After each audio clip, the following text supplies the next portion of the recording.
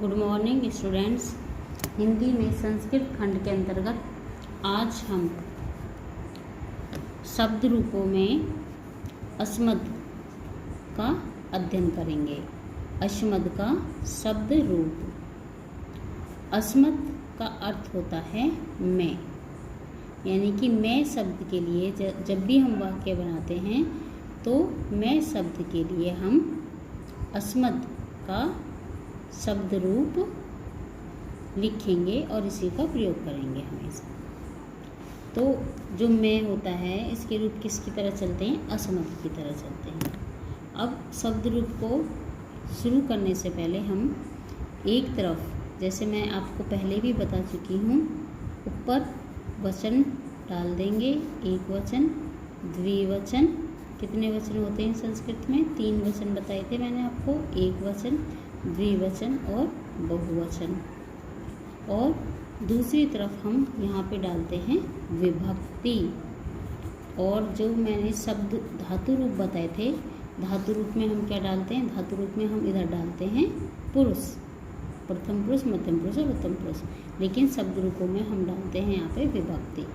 तो सबसे पहले हम लिखते हैं प्रथमा विभक्ति, फिर हम लिखते हैं द्वितीया विभक्ति, फिर लिखते हैं तृतीया विभक्ति, उसके बाद हम लिखते हैं चतुर्थी, उसके बाद हम लिखते हैं पंचमी, उसके बाद हम लिखते हैं षष्ठी, उसके बाद हम लिखते हैं सप्तमी। उसके बाद हम संबोधन भी लिखते हैं, लेकिन अस्मद और युष्मत के जो रूप चलते हैं उसमें संबोधन नहीं आता है। अस्मद का अर्थ होता है मैं और युष्मत का अर्थ होता है तुम।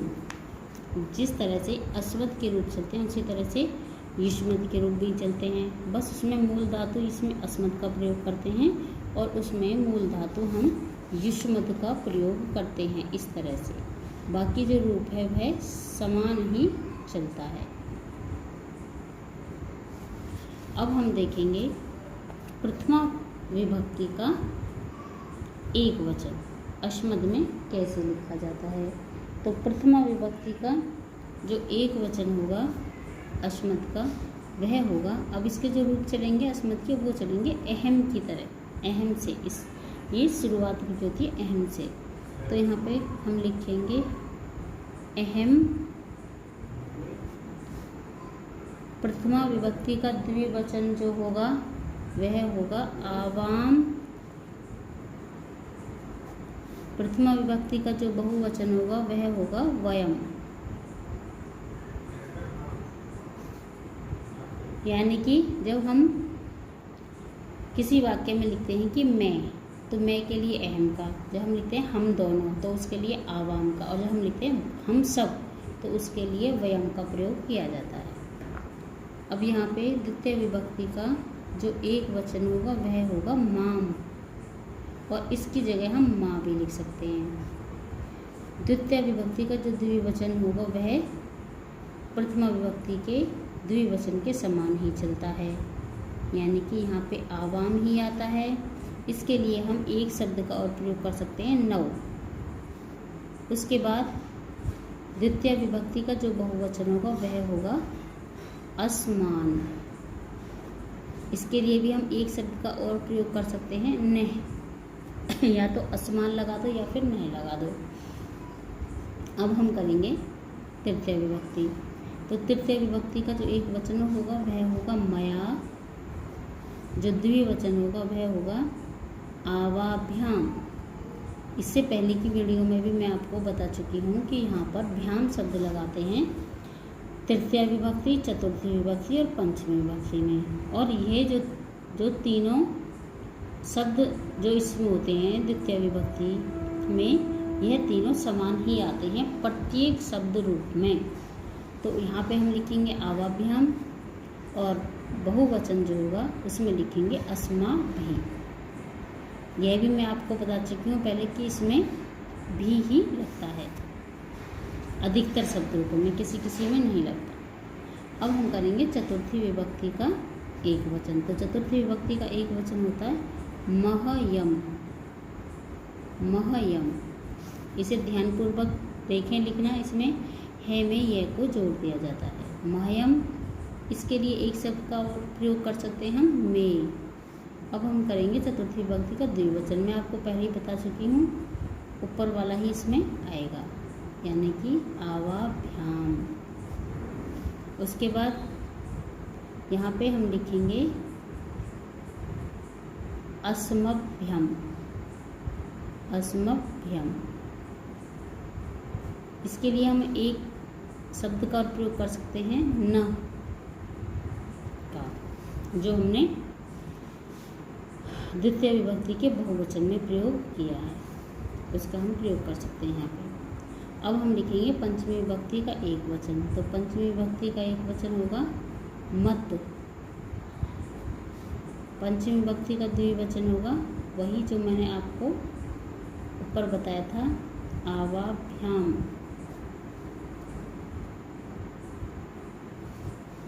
और यहाँ पे एक चीज़ और देखेंगे कि यहाँ पे नौ का प्रयोग भी कर सकते हैं चतुर्थी विभक्ति और जो द्विवचन होता है उसमें। यह इन दोनों में समान होगा, यह समान नौ और नय द्वितीय विभक्ति और चतुर्थी विभक्ति में समान रूप से प्रयोग किया जाएगा। अब हम यहाँ पे पंचमी विभक्ति का बहुवचन होगा अस्मत्। अब हम लिखेंगे षष्ठी विभक्ति। षष्ठी विभक्ति का एक वचन होगा मम। मम के साथ साथ यहाँ पर में का प्रयोग भी षष्ठी विभक्ति के एक वचन के लिए किया जा सकता है।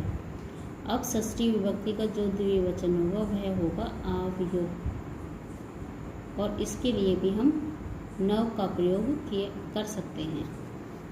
अब इसका जो बहुवचन होगा वह होगा अस्माकम, और इसके लिए भी हम नह का प्रयोग कर सकते हैं। अब हम करेंगे सप्तमी विभक्ति। तो सप्तमी विभक्ति का जो एक वचन होगा वह होगा मई। सप्तमी विभक्ति का जो द्विवचन होगा वह षष्ठी विभक्ति के द्विवचन के समान ही होगा, यानी कि यहाँ पे हम आवयो को ही लगाएंगे। जो अधिकतर शब्द रूपों में मैंने बताया था आपको कि षष्ठी विभक्ति का द्विवचन और सप्तमी विभक्ति का द्विवचन समान ही होते हैं। अब हम करेंगे सप्तमी विभक्ति का बहुवचन। तो सप्तमी विभक्ति का बहुवचन होगा अश्मासु। इसमें भी मैं आपको बता चुकी हूँ कि सप्तमी विभक्ति का जो बहुवचन होता है उसमें सु लगता है लास्ट में, अंत में सु लगता है उसमें, वह यह वाला भी सु लग सकता है या यह वाला भी सु लग सकता है।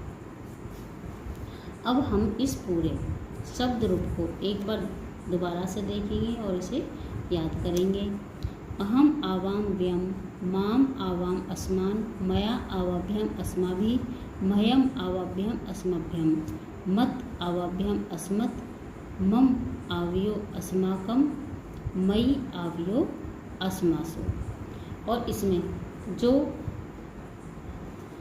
थोड़ा सा अलग दिया हुआ है वह है कि द्वितीय विभक्ति में माम के साथ माँ का प्रयोग भी कर सकते हैं, आवाम के साथ नव का प्रयोग भी कर सकते हैं, और असमान के साथ ने का प्रयोग भी कर सकते हैं।